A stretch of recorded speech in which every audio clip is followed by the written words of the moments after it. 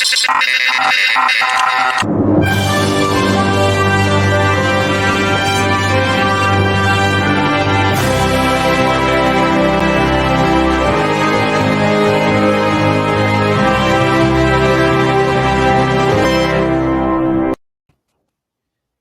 and welcome to another episode of Movies That Make Us. I'm Jake, I'm Tracy.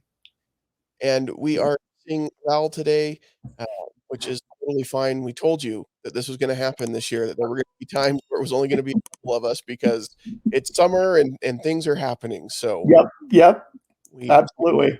we miss you, Val. We wish you all the best, and we'll have her back next week. It'll be fine. In the So, meantime, you have to put up with us. yeah, in the meantime, you're stuck with us. I'm sorry. But we've got a good movie to talk about, so that'll help. We do. It's kind of funny. We are ending our Reunited and it feels so good month by only having two of us here, and we're recording remotely, but it's fine. You know, The time of COVID is a weird time, so it is. And this is less today. It's less COVID related and more just what's going on just locally. It's a local holiday. Plus, it's my son's holiday day. birthday, and it was just easier to do this remote. Which get number? It kind of knocked out. Number 6. Number 6's birthday. Happy birthday, buddy. Yeah. And we'll talk about him because he watched this movie with me and he had some input. And so I'll share that as we go along today. Nice. So, but yeah, we are talking Muppets Take Manhattan. But before we dive into that, Tracy, you had an opportunity to see something that I know you're very excited about. And you've anticipated this for a long time.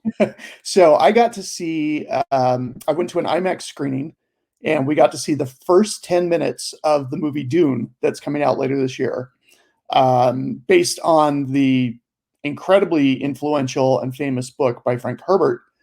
Not only did we see the first 10 minutes, we saw 2 additional scenes from the movie. We got a behind the scenes where they talked about the making of the film, and then we got the trailer. So it was about 30 to 40 minutes of all new footage that had not been released. The trailer that we saw is now online, and we can link to it up on our website and on Facebook. But man, Jake, I'm telling you, you being a fan of Lord of the Rings, this puts, from what I saw, this is the first time that I felt that kind of epic scale since the Lord of the Rings, like just in terms of the epic story and the epic sets. This thing looks incredible. Yeah, it's interesting that you compare it to Lord of the Rings because that's the comparison. The anticipation that I've seen kind of online all over the place is comparing this to Lord of the Rings, which a lot of fans of Lord of the Rings take that very personally because, I get that. There are a lot of super fans that Lord of the Rings is this like holy trilogy of movies that are untouchable and you can never. And my feeling is this: I would love to see Dune be just as epic and just as great as Lord of the Rings, because if they can do that great and epic, then they can do other titles and properties great and epic, and they can see that there's a market there. And so I have no problem with it being as good as Lord of the Rings and as high quality as Lord of the Rings. And so that's exciting. That's high praise. I'll be honest, I'm not familiar with the Dune story very much. I'll tell you, it's kind of the seminal basis for the hero's journey. Star Wars is heavily based on Dune. A lot of movies are heavily based on Dune. So you've got a young guy named Paul, whose family has been charged with taking over the planet Arrakis, which is also called Dune. On the planet there is a material called spice, and it makes interstellar travel possible. It also has incredible health benefits, like you get super strong and you can get some mental abilities and stuff like that. And Paul finds out that he's kind of the chosen one. He's the one that is going to become the intergalactic hero, if you will. And I mean, if you watch the trailer, and that only gives you just a sense of it, of how big this movie is. And that's one of the things that the actors talked about in the behind the scenes, is just the size of the sets. And they did a lot of it practically. They shot all over the world to get really unique vistas. It kind of reminds me of, I brain's killing me this morning, but um, just epic film. And the thing too is, I saw this on the IMAX screen, and I am so glad that Warner Brothers did not decide to release this on HBO Max at the beginning of the year when it was Mhm. supposed to come out, because this movie definitely needs to be seen on the big screen. There are some movies you don't need to see it on the big screen. Barb and Star go to Rio Del Mar or whatever that was. Right. Um, it doesn't necessarily need to be on an IMAX screen, but this was filmed for IMAX. I would suggest seeing it on an IMAX screen. I had goosebumps after watching it. I was already excited about it, but now I can't wait. Yeah. It's been interesting because Warner Brothers made that announcement last year that all of their movies were gonna be on HBO Max the same time that they're out in theaters, and then pretty shortly after that, they were like, "Well, except Dune. We're not gonna do that with Dune." And and it was an interesting thing because I think similar to Black Widow, I think Warner Brothers has a lot of confidence in this movie, Mhm, and mhm, maybe even more because Disney was like, "Yeah, we'll put it out in theaters and we'll make it available, but you gotta pay $30 extra for Black Widow," because they were confident that it was good enough that people were gonna go out and it was gonna draw them to the theater, and they were right. I think that Dune's gonna be the same thing, and Warner Brothers is even more confident mhm. by saying, "Yeah, we're gonna put it in theaters, and no, you can't watch it on HBO Max. You've gotta go pay to see it." So, Yeah, they're talking Oscar buzz. I could see it. And this crazy thing is that this is only half the story. This yeah. is an epic story in book that, instead of trying to cram everything into one and kind of making it muddled, they're splitting it in half. So when Warner Brothers made that announcement, Legendary Pictures, and the thing was, Warner Brothers got a lot of pushback from their Mhm. filmmakers because they're like, you didn't tell us that you were going to do this. And Legendary Pictures went to Warner Brothers and basically said, "Well, we've made half of a movie, so I don't know, if you don't treat us well, maybe we won't make the second half." And then Warner Brothers is like, well, "Okay, we made a mistake." Yeah. And and honestly, like you said, there are plenty of the movies that have come out. Like, for example, you mentioned Barb and Star. Space Jam is another one that Mhm. you don't have to see it on the big screen. Honestly, unless you've got kids or you're really wanting to watch Space Jam, you don't need to see it on a little screen either. Like, it's not a great movie. Uh-huh. It was fun. It was what you expected it to be, and so, and my kids enjoyed it, but That's what matters. Yeah, yeah, but the thing is they're gonna be just as fine watching it at home as they would on the big screen, and yeah. that's This how it one, works.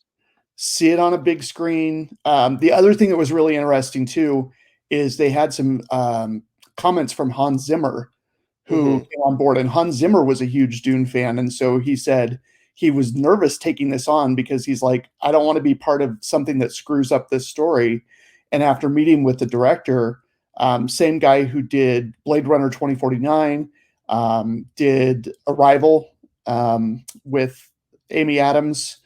Um, anyway, he said once they started talking and they realized that they were on the same wavelength, Hans Zimmer got super excited, and this was so funny. He said, I grew up watching all these movies where we'd go to different planets and we'd go to different galaxies, and the music would have strings and horns. And he thought, wow, they have the same instruments as we do on Earth. And so he decided to go in a completely different route for this one. And you kind of get a hint of it in the trailer. And mhm, Warner Brothers has released two of the songs online, but he used a lot of vocals, especially female vocals, because females play a big role in this movie. mhm. A lot of drums, a lot of rhythmic tribal um, percussive sounds. So I think the soundtrack's going to be really, really something to pay attention to too. Well, yeah, it's not like Hans Zimmer is some I mean, he's a well-known, um, music score. Hmm. Wow, your whatever going on with your brain is now transferred over to me, and I he's a very well-known movie music, score Yes. composer. I Hmm. mean, he's right up there. Like, I know everybody like, John Williams is the household name that Right. everybody knows, but then there's kinda that 2nd tier, which really is top tier because John Williams is just in a He's class in a all by whole nother himself. level. But that top tier just below John Williams, I think Hans Zimmer is in there with the likes of, like, a Howard Shore or, Hmm. oh my gosh, Danny Elfman. Uh-huh. Jeez Louise, I am struggling today. Yeah. We'll get through this. We're gonna get Howard through this. It'll be fine. It's a holiday. What are you gonna do? But Howard Shore, yeah, I mean, like he does some interesting stuff, like on The Dark Knight, Mhm. where he composed, and that whole beginning scene where the Joker is robbing the bank, and it just has this high pitched. They basically took a string bow and ran it down a piano wire, and it Mhm. goes on for like 5 minutes, and then there's like the rhythm is like pencils tapping on a desk. He does very, very weird, interesting things. So, Yeah. Well, maybe that would be something that would be interesting to do as kind of a staff picks is do from our favorite, film music of course. composers, and we'd have to Ooh, eliminate John Williams. I mean, we would just yes, have to because yes. I think everybody's familiar with John Williams, and I think it would be great to look at some of the ones that we really enjoy and see some of the stuff that they've done because you'd be surprised how often you're like, "I like this movie," and they're completely different, but what really ties them together is the score, and you realize, Mhm, okay, maybe that's part of what drives me to this movie or why I enjoyed it. So I think that would be right. interesting. Yeah, I like that. Um, I like that idea. when when does Dune come out? I know it's It's soonish. November, hang on, I'll give you the exact That's a date. lot less soonish than I thought. And it's been done, like, it was ready to go last year, but was held back for COVID. Oh, excuse me, October 22nd. Okay. So not that far away, a couple months, Yeah, just a few months now. So, 3 and a uh, half months. yeah, that's crazy. Well, I'm excited to see it. Like I said, I have tried to get into Dune. Mhm. What has killed it for me recently is I tried to listen to the audiobook on Audible, and it's one of these where they've got a full cast of people doing it, and Oh, that's probably my least favorite kind of audiobook because I like to have I don't mind a couple of narrators because a lot of the big epic books that I read, a lot of the Brandon Sanderson or Robert Jordan, they have a couple of narrators because it's just so much. I don't mhm. mind that, but when it's a full cast, it to me, it gets kind of distracting, and so I had a hard time with the audiobook, but I from what I've heard and what I know of it, it sounds really cool, and I'm kind of tempted to wait to try to dig deeper into it until the movie comes out so that I Yeah, can kind of experience the story, this fresh. time Yeah, in this yeah, way, you know? yeah, that makes perfect sense. Yeah, and if you have seen any kind of epic movie, over the last 40 years, you'll understand Dune. Like, and it's Yeah, interesting because there's a lot. There's a lot in the book. There's a lot of political. There's a lot of world building. But one of the interesting things is in this 10 minutes that we saw, Zendaya, who we've discussed in other some of our Spider-Man films and stuff. She kind of narrates and sets up a lot of the basic building so that you kind of get some information right out of the way, right at mhm. the start. So I'm excited. Yeah, it should be really good. Dune is in my opinion, and this is why I've tried to read the book because I feel like Dune is kind of in that same category as Lord of the Rings, where it was one of the early Yeah, books like this, and it kind of set the standard for everything that came after. So, I mean, I don't wanna say it like established sci-fi because you can't dismiss right. Isaac But it's Asimov a, it's and a seminal class. It's a but classic. Yeah. yeah, but this took a lot of, aspects from fantasy and threw it into a sci-fi kind of setting, which is Mhm. what Star Wars is, and that's why it's hard to classify Star Wars as purely sci-fi because it's Right. not. It's got a lot of fantasy elements, and I think Dune is similar to that, so Mhm. Mhm. very exciting. I'm excited for it. I can't wait. It's one that we probably ought to figure out a way for the 3 of us to see it together, Most um definitely. and we have plans that if they come together will be very great when this movie comes out for what could be a fantastic episode. So Yes. we can't Yes. say more than that right now, but down the road we will announce more We have information on some it and fun it's going to stuff be very planned. cool. Yes. So So um let's talk Muppets. let's talk Muppets. So here's the thing with Muppet movies. The first Mhm. Muppet movie is a classic. Right. 100% great movie. Some of the sequels and they're sequels in a very loose way. Right. They don't necessarily continue the story. But some of the other Muppet movies are kind of hit and miss. This might be my favorite outside of the original Muppets movie. I agree with that. The other one that I would kind of compare is the Muppets that came out with Jason Segel and Amy Adams. Yeah, That yeah, one I would put on this same level, but this one to me is I like this one better than The Great Muppet Caper, which yeah, a lot of people kind of see as their second favorite. Muppets Take Manhattan kind of gets forgotten, and it's interesting because it's not on Disney Plus, which was frustrating. yeah. That was the first thing that I noticed when I tried to watch it. Like, Is but it, but it's like, wait, which one are we watching? Because it's not here. So we just bought it, and it was fine. But I right, mean, it right. wasn't horribly expensive. So and it's well worth the investment. I think it was like $13 on iTunes, and you can rent it for 4. Yeah. So it's not horribly expensive. Mhm. Um, but yeah, it wasn't on Disney Plus, which is interesting. I'm not sure. I'm not sure if there was some kind of licensing issue. I know some of the Muppet TV shows, like some of the TV episodes, they had Mhm. some licensing issues. I don't know if it's because Frank Oz directed it. I wouldn't think so, but Yeah, I'm not sure why. But that really surprised me. yeah, and I was glad when I saw that Frank Oz was directing this one because I've liked some other movies that he's directed. And he has directed quite an interesting mix of movies because I looked it up. I'm like, I know we talked about some Frank Oz movies before, and it was Mhm. What About Bob was the one that we've talked about on the Right. show. I'm just gonna pull them up here, but there were a couple that stood out to me, and now I can't remember which ones they were as I looked at the list. But Well, while you check the list, I'll tell you one of my favorites is the score. It's got Robert De Niro. hmm It's got Edward Norton. And that one's a really cool heist movie. So they're trying to steal something out of a safe, and that one's got some very cool stuff in it. yeah, the one that stood out to me that I thought was really interesting, that I had totally forgotten, was the um, maybe he didn't direct it. I thought he did. The In and of Itself, I thought he was involved in that. This is still showing me actor. I think he was actually. I think he directed it, to be honest. So let's see. I don't know if yeah, Director. actually, I kind of think he did. That was a really good show. I think he was involved with it somehow because I know I looked it up and I was like, what the? But yeah, he's Unless it an was. interesting director because he does more than just the Muppets. But and I got to say too, it was so nice to hear the original Kermit's voice again. To hear Jim Henson's Kermit was just so nice.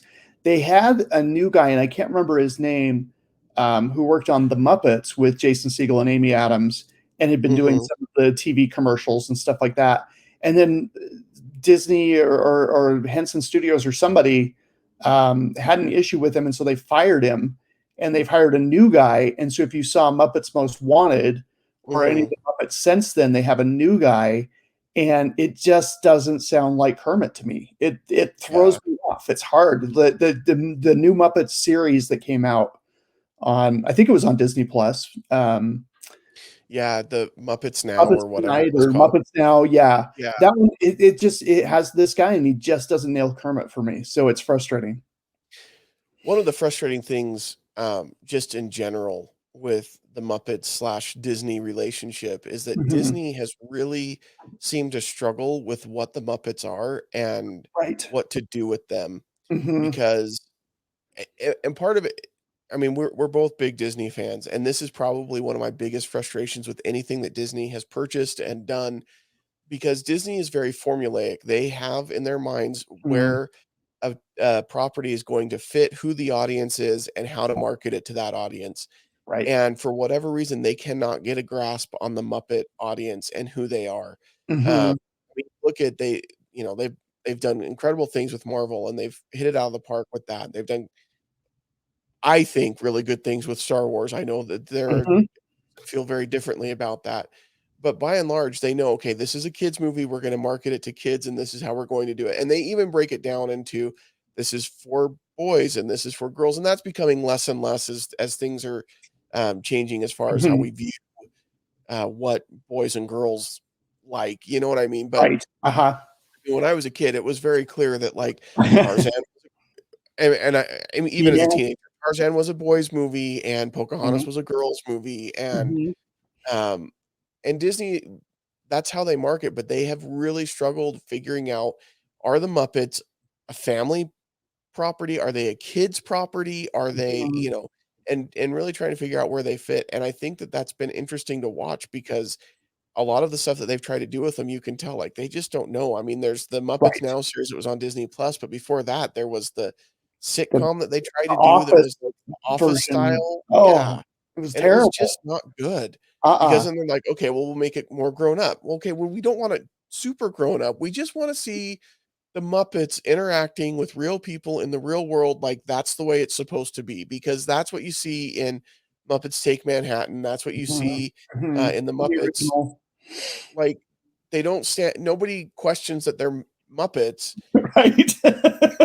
It's Well, and totally you go back, fine. you watch some of the Muppet Show episodes, and they are the Mark Hamill one is great. The Alice Mhm. Cooper episode is hilarious.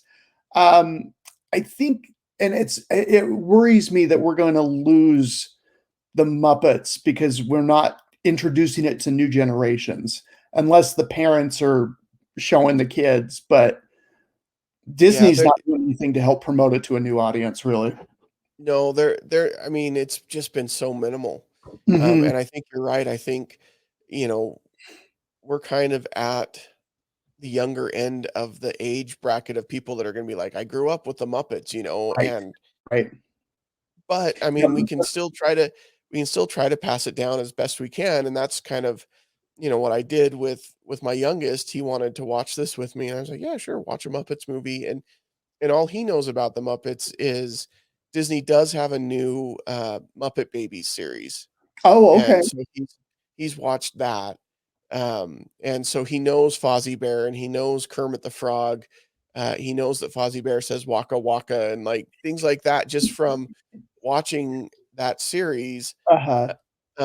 and so but that's all he really knows, and so he doesn't know the movies as much, and so we're trying to kind of bring that, bring him into that a little bit, and it was it was kind of funny because he did talk about the Muppet Babies, and he was so excited because in this movie, there's kind of a flashback to when they're in the nursery and they are the babies and but they're in puppet form, Right. and he thought that was really cool because that's how he knows the Muppets, and so for him, he was like, "Oh, that's awesome."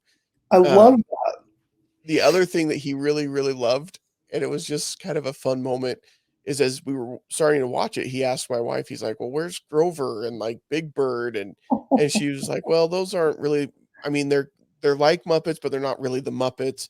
He's like, Mhm. "Yeah, but they're in the same world." And he's like, "I don't know that they really are." And so then at the end in the wedding scene, when all of the Sesame Street characters are there, he's like, "See, I told you they're in the same world." And he was, like, totally vindicated, like, he knew that we were wrong, and we're like, "Well, we can't really argue with them, they're right there," so that Or kinda made even his day. the wedding of Kermit and Miss Piggy, I mean, "I told Yeah, you!" "I told you." But Oh, that's delightful.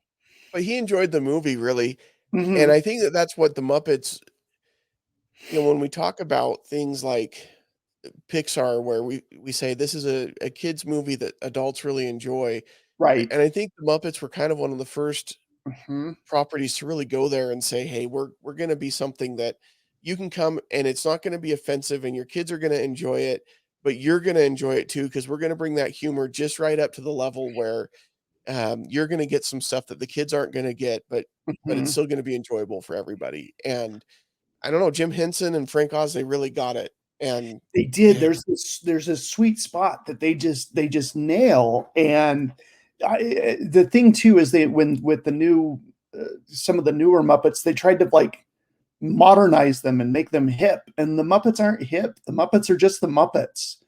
yeah, And it's like you said, you don't have to do anything else except have these characters interacting with live people, and the results are usually pretty good if you just stay out of the way. You don't have to add stuff to them. You don't have to twist them up. You don't have to reinvent Muppets. yeah. Well, and they get into these adventures, and this story is just so funny to me, like, just the whole concept of what this story is. because we're talking about this for Reunited and It Feels So Good month. Um, Mhm. when the movie starts, they're all together. They're graduating college, and Right. their big, which is awesome, and their big senior project is this big play that they've put on, and everybody loves it. Standing ovation. Standing ovation. So they convince themselves that really what they need to do is take this play to Broadway and it's going to be a big hit. Because I know when I've looked at my senior project from school, granted it was a history project and not a musical production. I know I Mhm. looked at it and said, well, this is ready to be published in some major journal. Like that's kind of how college goes. But that was their thought. And I'll be honest, I thought this was going to go because it's been a long time since I've seen it. And Right.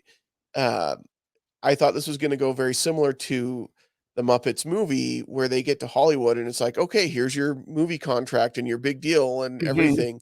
Because when they get to New York, they immediately meet with a producer and he's gonna sign them up. Dabney Coleman. Yeah. He's gonna put them on Broadway tomorrow. Yeah, he's ready to do it. All he needs is $300 from each of them, and he's ready to do it, and I'm like, "Wait, this sounds a lot like that mall deal that they keep telling me about to model, like, I just have to pay for the headshots, and then they're gonna get me a modeling gig." Uh-huh, uh-huh, that's exactly what that is. I don't know, does that still happen in malls today? I don't It know that it does. really happens. No, it Does it? really does. I'm with Okay. some filmmakers groups on Facebook, and all the time people are like, "Okay, this agency's trying to pull this stunt, watch out," and trying to kind of educate and warn each other. And then there's like, especially with the actors, with the models and the headshots, that's a big thing. You pay for the photo shoot, you pay for the entrance fee into the agency, and then they'll get you all sorts of work, and they never really do. Yeah, of course not. I mean, they just Mhm. yeah. But that's basically what this guy's trying to pull, like, "Yeah, just pay me $300 each, and we'll get you on 2 weeks from now." And, of course, in the middle of this is when the police show up 'Cause all you and need is arrest 2 him. weeks to put on a Broadway show. Well, okay, the time frame doesn't change when they find a real producer, though. I know. Like, at the end of the movie, that's still the time frame that they get. Yep. And I just don't think that it's doable, and But especially if your that star isn't scene even part of the production until the night of. right. Um, But that it scene with Dabney Coleman playing the sleazy Broadway producer, I love it when becau and we talked about how they like, you get real reactions and real, um, emotions from these human actors with these felt characters, and when he Mhm. grabs Camilla and her little Yes. wings are flapping and her legs are kicking, like, the details that they get are so great, and then Gonzo's like, "Don't take her, take me," and he's like, "Whatever you say, pal," and he grabs him by Grabs the him by the nose. nose. It is Does a that make great sense? You scene. would grab Gonzo by the nose. He's got kind of Yeah, a it's right there, easy to yeah. grab. Um, well, and I love whenever they talk about Gonzo in this because it's like, yeah, it's a Broadway show with pigs and chickens and bears and Things. whatevers. He's always just the whatever because what is Gonzo? Well, and then Um, later in that scene, you've got Camilla, like, biting his ear, and yes, you kinda believe that it looks like she's actually going to town on that ear. I mean, just the puppetry is just incredible. the puppetry is incredible, and to get actors like a Dabney Coleman to play it the way that they do, it's just incredible because it is hard to buy that kind of. I mean, okay, this isn't a Mhm. touching moment, but the just his reactions and everything, so it's hard to sell that unless you've got actors who are willing to go all out for it, Right, right. and they do again and again in these movies, and this scene is definitely an example of that, and I love. I mean, it's just hilarious, I and it's a mean, great way to kinda kick off the movie and let you know it's animal gonna be a little bit different, because I was like, "Oh, this is like them getting to LA all over again, and they're gonna get the big show, and it's not a problem." But I kept thinking, "Okay, they're still together. When are we gonna get the reunited part? Because 'Cause they've gotta separate, and, right. they kinda do when Kermit kinda throws his temper tantrum about, like, "Why am I always the one that's in charge? Why do I have to do everything? Why do you guys have to follow me?" And they're like, "Okay, I guess we'll all just go away then," and they do. Will take away all the pressure on Kermit because and it's true, they almost always in all the TV shows and stuff, they rely on Kermit to guide them and to make the decisions. Mhm. They're living out of lockers. Yes, I love that. Scooter, Well, that's break out the quarters. well, and the way they set that up too is like, okay, well, we've got to find a place to sleep and a place to store our stuff. All right, Scooter, break out the quarters. And so you're thinking, okay, lockers, that's where they're going to store their stuff. And Right? then the next scene is them all sleeping in the lockers. And you're like, And then okay, apparently it was both. it has one of my favorite lines from the movie with Janet where she's like, I'll trade anybody for a jacuzzi. It's such a weird random line, but I love it. Well, and you really have to be impressed by whatever college they went to for being so open-minded to accept so Yeah. many, you know, pigs and dogs and whatevers. There is diversity in the Muppets Yes, for with sure. the Yes. Muppets for sure. I I love I love when they break apart and you kind of see them all. I think the way that they did this was really really well done because really this is Kermit's journey and him trying to figure out that really together as a team they're great, and maybe he puts too much pressure on himself and whatever, but together they're going to be better than they are apart and he needs to figure that out.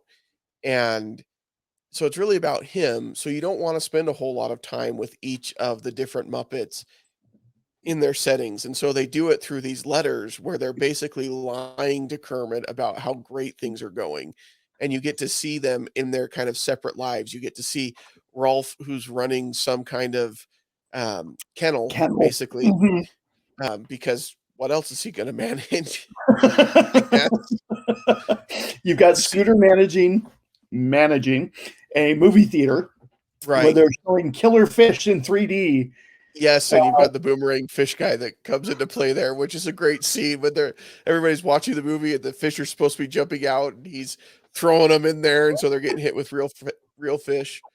And I thought that's how I want to see Sharknado, is Yes, just have this guy come in the theater and you've got to have that throw the 4D. boomerang fish. Yeah. Mhm. Absolutely. Yeah, you got to have that extra experience, that extra sensory. Yeah. Um, I love Gonzo's letter where he's with Camilla and they're doing oh crap, they do the William Tell overture, but it sound like Tony Bennett. They're yes. doing a Tony Bennett version of the William Tell overture. So great. And I love Fozzie's. He's just up hibernating with the bears, just hanging out with He's the got real insomnia. bears, He can't and he can't get to sleep.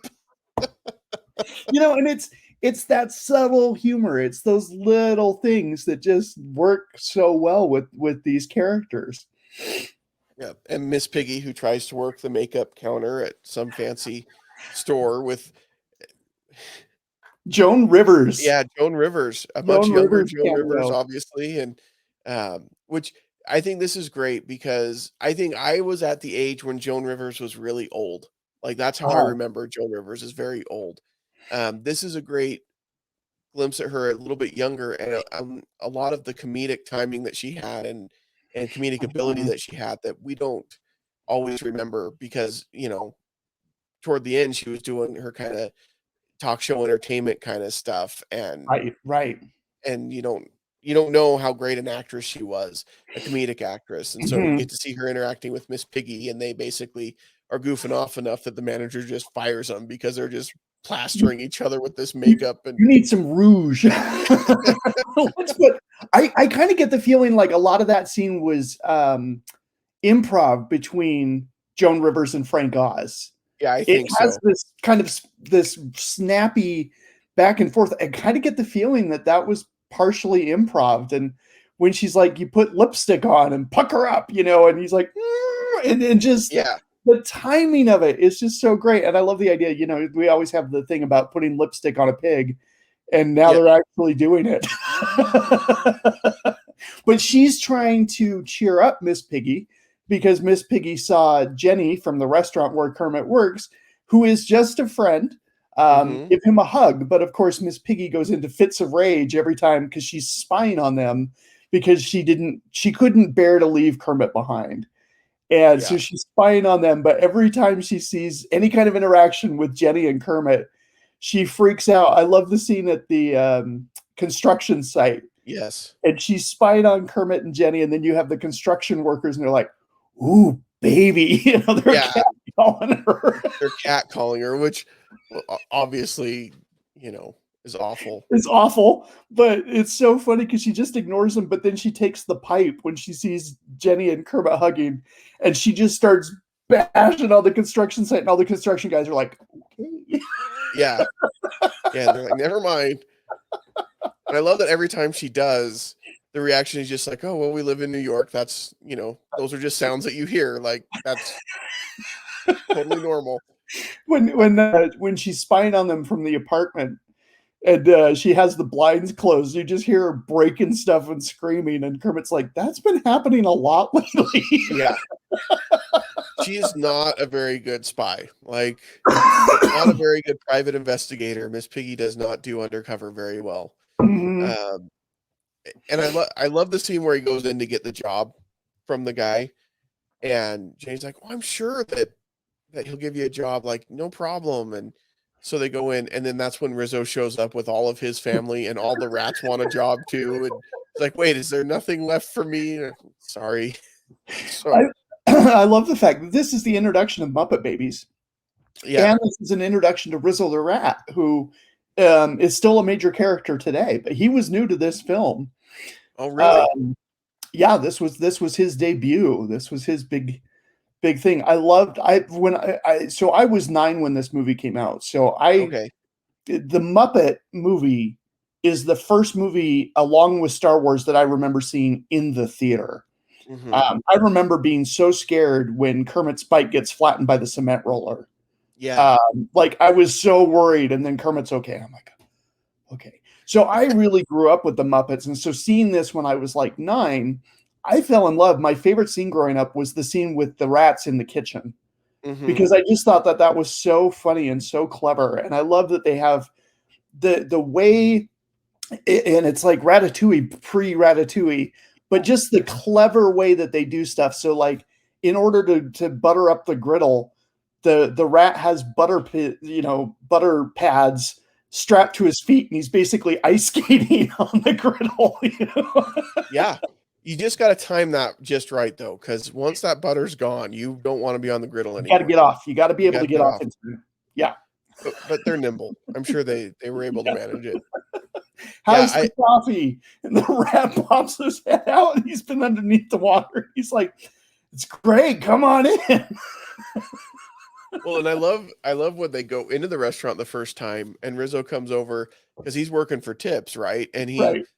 And they mention like, "Oh yeah, we don't have any money." He's like, "Not my table," and like walks away and just leaves it there. I was like, "Nope, Well, we don't have don't have money." any money. That's all I needed Sorry, to on know. my table. Yeah, I really like the Rizzo the Rat character, and I did not know that this was his first appearance, and so that makes me like this movie even more because, especially, I love his interactions with Gonzo in A Muppet Christmas Carol because they've just got great timing together and do a great Yeah. job narrating that story, and so uh, that makes me like this movie even more. That knowing that this is kind of his debut, so Well, I love the fact too where he's like, "Okay, guys, this is our big break. Don't mess it up." He just brings all the rats in the kitchen, and poor Pete, the yeah, Greek owner, is like, "I've got rats in kitchen. I've got pigs as waitress. I've got frog doing dishes. This isn't a coffee shop. This is a zoo." he's hilarious too because there are moments where he kind of stops to like give advice Mhm. and he ends up giving such a jumbled mess of like whatever that you're like, I don't know if that's brilliant or just silly and ridiculous. And then you think, is that what it sounds like when anybody gives advice, really? Is it just you don't know if it's brilliant or just ridiculous? I do love the line though. People's is people's. Yeah, people's That is that one has people's. stuck with me since I was a kid. People's is people's, Yeah, and it doesn't matter if you're a frog or a bear or a person or a different race or a different gender. People's is people's, people's is people's. and people's is not buildings. People's is art and love, and yeah, Y- that Yeah, That part, I think, yes, does have some real merit to it, but it is a jumble salad. Yeah. yeah. But you love it. It's, like, endearing. It's Right. really good. And but this movie does have a lot going on in the story, Mhm. that maybe my only critique is, like, how many different directions are we going to take the story? Because you've got them splitting up, and then they've gotta come back together, Right. and they come back together when Kermit meets the son of a big Broadway producer who he thinks is the big Broadway producer and finds out he's not, but he still wants to produce their show. So you finally get to this point, okay, well, now we've gotta get the gang all back together, Mhm. and then he gets hit by a taxi. I mean, this was more traumatic than the bike getting flattened because he Yes. actually did get hit by the taxi, and he's just laying there in the street, and you're And just then if you notice, his little feet just kind of just yes, gently quiver. And I'm like, again, that the subtlety of the puppetry. He's just laying there and his legs are like a triangle, and then his feet are on the ground, and his feet just kind of lift up slightly. Like yeah, you could have just put Kermit on the ground and it would have been fine, but nope. they went this little extra effort, which I love. And that little extra effort makes all the difference to make you believe that the Muppets are real. And Right. that's really in these movies, you you have to get the Muppets to the point where you don't see them as felt characters anymore, Mhm. but you see them Mhm. as real creatures and real peoples. And I think that those are the kind of things that really do that. I tell you, I would. So I've seen just a couple. They've only kind of bootlegged out a couple of behind the scenes moments. But in reading interviews with some of the actors who have worked with the Muppets, in between takes, the Muppets turn a little bit on the blue side. They become a little bit more mature Mm, and just are cracking up. Like the actors are saying, like these guys had me in stitches oh, because I'm I was sure. laughing so hard at what these guys were doing in between takes, and I think that helps build up that camaraderie where you're not acting against a piece of felt with a guy underneath you. You're acting to a character. Yeah. Yeah. Well, and to know that they kind of keep that up, and because I think that happens a lot on movies in general and Oh yeah. family films where in between takes they're getting pretty blue and joking around and whatever. I think that's a fairly common thing, but to have them do it in character, I think does really build that up so that you're like, "Oh, I'm not acting with Jim Henson or Frank Oz, I'm Mhm. acting with Miss Piggy or Kermit," and But that's from what I hear, they don't really get vulgar, but it does like they do it again subtly. Like they're not like all of a sudden yeah, just dropping F bombs, but they're making jokes that are like, oh my gosh. Like yeah. Kermit should not be saying that right now. Well, and as, um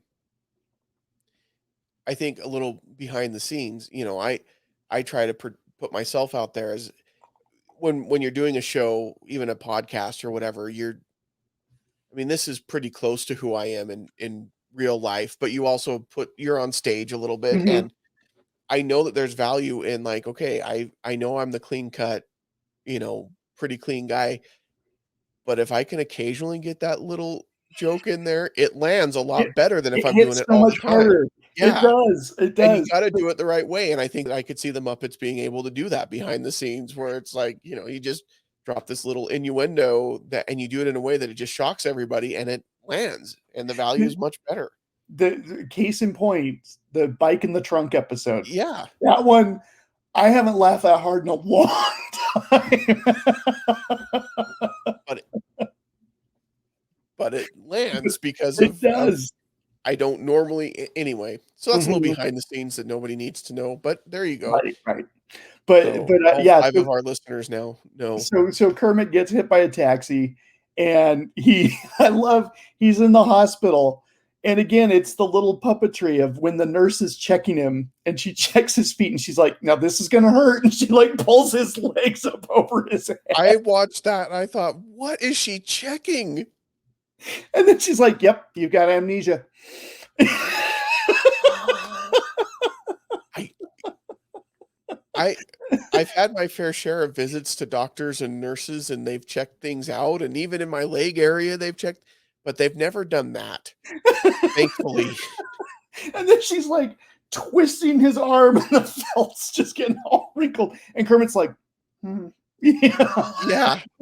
I think at what point when number 6 was watching that, he was like, yeah, he's like, him don't have bones. No, he obviously doesn't, because your arm would not be able to twist like that if you had bones. Number 6 is a bright kid. He's got a Yeah. future. Nothing gets by him. He doesn't miss anything. This is true. Well, yeah. But then we get new Muppet characters. We get Phil. Well, Kermit becomes Phil. Yeah. But we meet Gil and Bill Jill. and Jill. Yeah.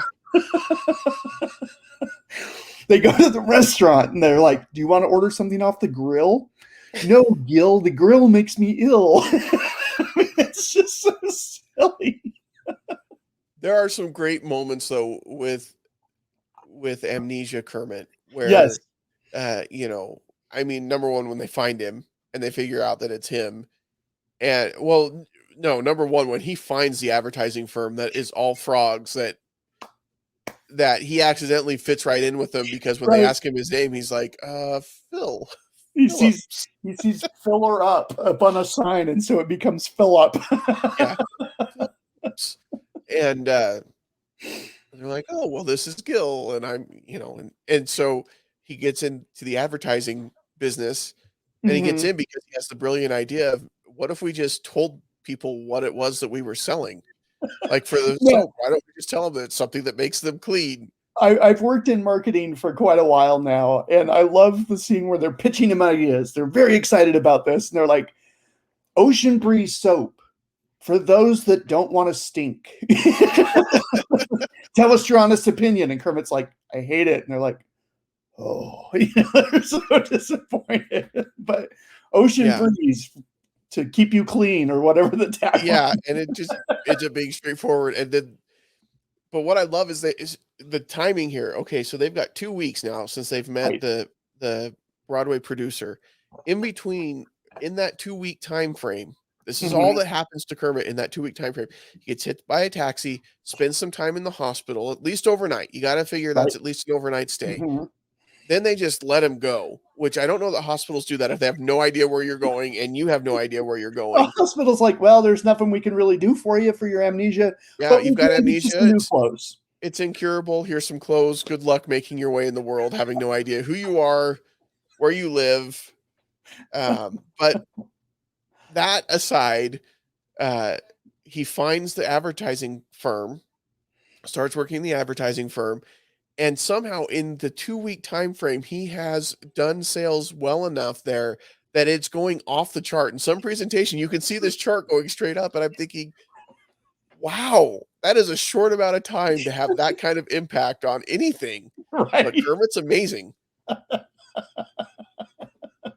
And have any kind of measurable impact, because at that point, how do you even know if it's the new marketing campaign that you're running? It hasn't even been out there long enough to put together. Anyway, this is why you can't overthink these kind of movies, because when you do, it starts to unravel very quickly. Yep. There's not a whole lot of super background planning on that one. Yeah. But you got to think too. I mean, the Muppets, they're not only out looking for Kermit, but they're trying to do costumes, and they're trying to do rehearsals, and they're trying to build sets. They're putting together a whole Broadway show. But was it Manhattan Tunes or something? What was it? Manhattan Melodies. Manhattan Melodies. That's right. There was alliteration involved. Yes. Marketing genius like Kermit would have gotten an alliteration involved. Yep, for sure. And I love this whole idea. I love the idea of there's something missing in the play. It's not ready to go. There's something missing. And trying to figure out what that something is. And everybody else thinks it's great, but he feels like there's something missing. And he discovers what that is as he goes through the amnesia, and then Piggy hits him in the face to get his memory back. Mainly because he flat out laughed at the idea of the two of them getting married, which the rest of us have been doing behind their backs for years. But he did it to her face, and that was it. I guess you can bring home the bacon. What are we supposed to do? Go whole hog? And she's just getting progressively madder. And you can see it in the puppet's face. She's just Oh, getting more and more upset. And then when he's like, the sounds of love. Suey! And that was it. That's all she needed. Hi-ya! And that was it. And then all of a sudden his memory's back and he's back to being Kermit. Yep. On opening night, too. Just in time to get in his costume that somehow they had made for him without him being there for measurements and everything else. But it's, again, you can't overthink it because it just works in the moment. Right. And apparently what they were missing was all of the characters and characters and Muppets that they met along the way needed to be added to the show. And then it was exactly what they needed for Manhattan Melodies. More bears and more chickens and more whatever's coming together to make this show. Yeah. And then they put it on, and then I'm pretty sure Miss Piggy tricked him into actually getting married at the end. Like, that's what happened. That's the case. Yep. Yeah. Because Gonzo was supposed to be the minister. Yeah, but no, she went and got a real minister, and I think that was legally binding on stage. I kind of question the ethics and morals of the minister to be involved in something like that. Maybe he didn't know. Miss Piggy didn't tell him. That could be. But he might have known when Kermit kind of said something about, I thought Gonzo was going to be the fake minister. Nope. And Miss Piggy's like, whoops. And then she just turns around and says nothing. Well, we're on stage. I mean, we got an audience. We can't back out now. Their relationship is one that's always been really funny to me because I think there's always that hesitancy on Kermit's part to be fully committed to Miss Piggy for whatever reason, and probably because she's a lot. I mean, let's be honest, Miss Piggy is a lot. But Miss Piggy has always been 100% like, Kermit is the one, he is her guy. Yep. Yeah. Lucky him. Lucky him. I have to say, before we grade this, though, the thing that I really love about the Muppets is not only do you get the wacky humor, you've got, the flying fish, and you've got Gonzo trying to water ski through a flaming hoop, and you've got all these things going on, but there's some incredible heart to it. And for sure. When the Muppets break up and they all go their separate ways and they sing the song Saying Goodbye, it's time for saying goodbye. That's just a heartbreaking song. And when the characters are like hugging each other before they get on the bus, and it's like, why is saying goodbye so hard? It reminds you of all the good times that you had and all the things that you did together, and they're not going to happen anymore. But be glad that they did happen. And it's poignant. It's super poignant. For sure. And the fact that they can do that with these little felt characters and you feel that, it's pretty incredible. Jim Henson was an amazing individual, and what he built with the Muppets is something special that I think we've seen cannot be duplicated or replicated. And it stands on its own. And it just goes beyond having the right resources or anything else. He just had the talent and the dream, and there was a magic together. Yeah. There's a touch for him. I think the Muppet Christmas Carol is pretty close to these films, and that one was put together by his son. That was the first one that his son directed after Henson's death. But the others, like Muppet Treasure Island, is cute. It's fun. Muppets Go to Space is not really that great. No. I did love the Muppets though, with Jason Segel and Amy Adams, and there's some songs in that one that rival anything the Muppets had done before. So if you haven't checked that one out, that one's definitely worth seeing. Sorry, I had should we grade on the side asking me something. Yes, let's give it a grade. Tracy, what do you grade Muppets Take Manhattan?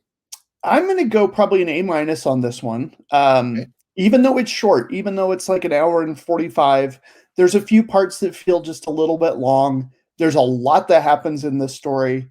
But, I mean, when you've got cameos from Gregory Hines. That whole scene we didn't talk about, but the whole scene with Miss Piggy getting mugged in the park is just Yes. delightful. With the roller skates. How did they make her roller skate? Like, that was just awesome. There's a couple of shots where you see Piggy going full speed, roller skating. That was actually a person in a Miss Piggy costume. Yeah, I wondered if you look in the credits, it says Miss Piggy double or something like that. Yeah. But they shot from a distance and they used a lens that tries to make her look, smaller. Look There's smaller. nobody else in the frame, so you have nothing to compare against. Yeah. But you've just got some great cameos. Gregory Hines. It's very 80s. It was made in 84, or it was released in 84, so it was made even earlier. But it's just got heart. It's got humor. It's a little long in a couple of places, but man, this was a fun one to go back and revisit. Yeah. I had a lot of fun watching it again for the first time in a long, long time, and watching it with my son was a lot of fun. I would probably give it a B plus. Mm-hmm. I don't know that I've got the same I've nostalgia feeling, got some nostalgia glasses. Yes. and I think that that's, I mean, the movies that we talk about on this show, I think that's a valid thing when we include it in our grading, because these are the movies that make us and that matter to us. But this is such a great family film, and Mm-hmm. it is definitely a product of the 80s in every way, but it's okay, it's endearing, and all that stuff's making a comeback anyway. The 80s stuff is great right Mm-hmm. now, so your kids will love it.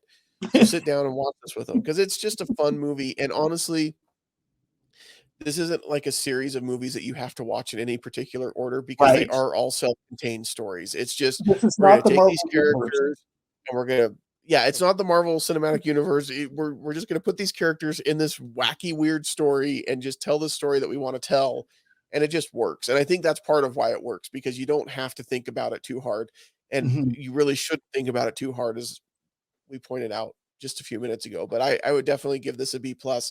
Just really enjoyable. This is the Muppets at their best, interacting with people in the real world in New York. It's just, I mean, and it is New York in the 80s. They even This got is Ed just, Koch, the mayor of New York at the time, to make a yes, cameo. yeah. I mean, this is really good. I would definitely recommend it. It is unfortunately not on Disney Plus, so you will have to find it a different way. But But it's like you said, it's worth it. iTunes. I got it through Fandango. Voodoo had it. I mean, there's a lot of places that you can pick this one up. It was $3.99 to watch it in HD. Yeah.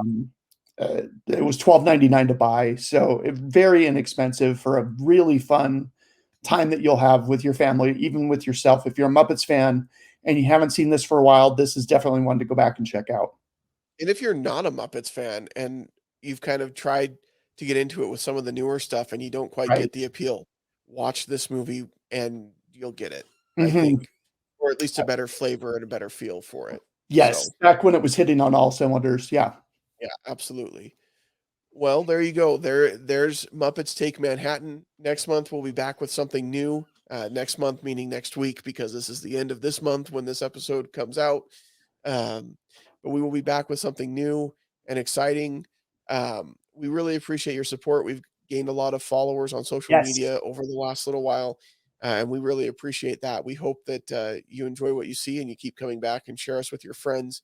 You can follow us in all the places. We are on Facebook, we are on Instagram at Movies That Make Us, and we are on Twitter at Movies Make Us.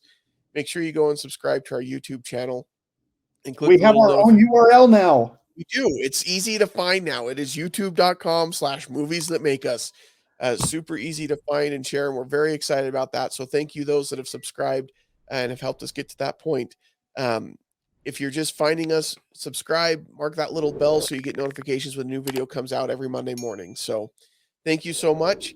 And until next time, we won't see you at the movies.